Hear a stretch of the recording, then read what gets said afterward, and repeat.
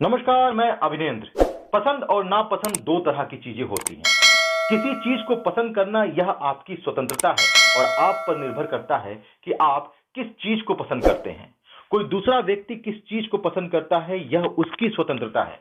लेकिन किसी व्यक्ति को कोई चीज नापसंद हो और वह चीज आपको पसंद हो तो इसका मतलब यह नहीं कि आप अपनी पसंद को उस व्यक्ति के ऊपर थोप दें, क्योंकि वह व्यक्ति भी स्वतंत्र है अपनी पसंद को चुनने के लिए।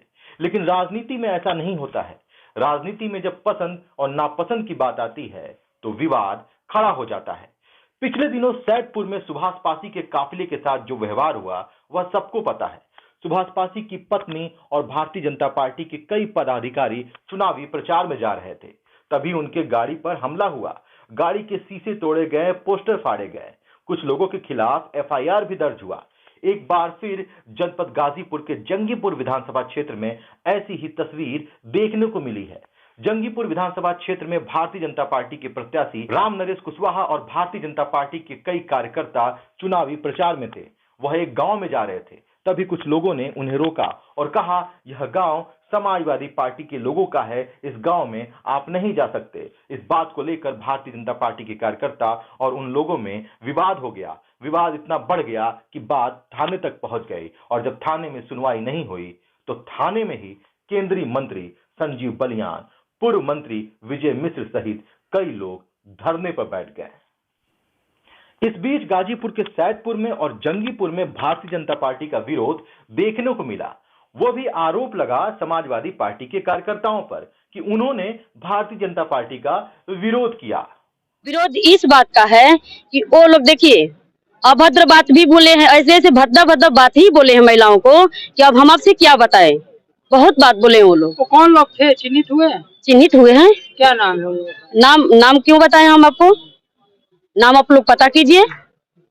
आप लोग थाने में तहरीर दिए हैं तो नाम तो दिए होंगे ना कि गुमनाम दिए हैं? तो गुंडा माफियाओं को कोई नाम पूछता है? गुमनाम दिए हैं कि गुमनाम नहीं दिया गया, वहाँ पर नाम लिखा गया है। गुंडा माफियाओं को हम लोग नाम बताएं? थाने से पूछिए आप, वहाँ जा करके गुंडा माफिया का नाम बताएंगे तो दिक्कत होगा ना। इस भारतीय जनता पार्टी ने महिलाओं को सम्मान दिया और सम्मान के साथ साथ आज हम लोग भारतीय जनता पार्टी का बहुत सुरक्षित महसूस अपने आप को कर रहे हैं। और जब से सपा सरकार था हम लोग असुरक्षित थे, सुरक्षित नहीं थे। सैदपुर में और जंगीपुर में भारतीय जनता पार्टी के कार्यकर्ताओं और भारतीय जनता पार्टी के चुनावी प्रचार की गाड़ियों के साथ जो घटनाएं घटी वह घटनाएं उचित नहीं थी। यह घटना नहीं घटनी चाहिए थी। विरोध मौखिक रूप से हो, विरोध अपने मत का प्रयोग करके हो तो समझ में आता है। हिंसा का प्रयोग करके विरोध कभी उचित नहीं हो सकता है। बताया जा रहा है कि जंगीपुर थाना क्षेत्र के नावापुरा गांव में आधा दर्जन बाइक सवार युवकों ने भाजपा के जंगीपुर विधानसभा प्रत्याशी राम नरेश सिंह कुशवाहा और समर्थकों को सपा का गांव बताकर घुसने से रोक दिया। इसे लेकर जमकर हंगामा हुआ। दोनों दलों के समर्थक आमने सामने आ गए। आरोप है कि प्रत्याशी और महिला कार्यकर्ताओं से बदसलूकी की गई। ग्रामीणों के बीच बचाव के बाद मामला खत्म हुआ।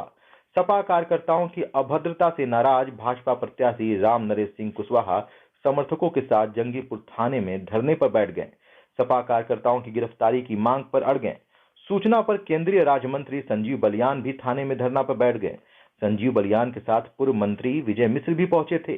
भाजपा प्रत्याशी और समर्थकों को गांव में प्रचार से रोकने और बदसलूकी करने के मामले में 2 नामजद सहित 10 अज्ञात के खिलाफ एससी और एसटी एक्ट सहित कई गंभीर धाराओं में मुकदमा दर्ज किया गया है। सीओ सिटी की ओर से आरोपितों को गिरफ्तार करने के आश्वासन पर धरना समाप्त हुआ। आवश्यकता इसलिए पड़ी कि हमारे प्रत्याशी राम नरेश कुशवाहा जी आज चुनाव प्रचार में थे। पड़ोस का एक गांव है, तो वहां पे हमारी महिला कार्यकर्ताओं के साथ, हमारे प्रत्याशी के साथ दुर्व्यवहार हुआ, बदतमीजी हुई, हाथापाई की गई और एक दबंगता का वातावरण तैयार किया जा रहा है पूरी विधानसभा का, पूरे जनपद में। अभी 4 दिन पहले ही हमारे उम्मीदवार हैं पासी जी, उनके साथ भी ऐसे ही तरह की दुर्व्यवहार की घटना हुई। एक तरह से टेरर का माहौल ये पैदा करने चाहते हैं चुनाव से पहले। हम यहाँ इसीलिए आए हैं कि कम से कम पुलिस ऐसी सख्त कार्रवाई करे कि जो नजीर बन सके। जो दबंग लोग हैं, जो दबंगता दिखाना चाहते हैं चुनाव में, इन्हें पहले ही कंट्रोल किया जाए। हमारे उम्मीदवार की शायद कमी है कि कमजोर वर्ग से, चाहे पासी जी हो चाहे कुशवाहा जी हो, अब जनता को जवाब देना है और वोट से जवाब देना है। लोकतंत्र में वोट का जवाब है। जब ये लोग अभी आचार संहिता लगते ही इस तरह की हरकतें कर रहे हैं तो आगे क्या हाल करेंगे, जनता को इस पर निर्णय लेना है। कौन लोग थे, क्या वो लोग चिन्हित हो पाए हैं या क्या थे? हाँ, नाम पता है गाँव वालों को, समाजवादी पार्टी के कार्यकर्ता कहो, गुंडे कहो, दबंग कहो, लेकिन वो थे और गाँव वालों को उनके नाम पता है।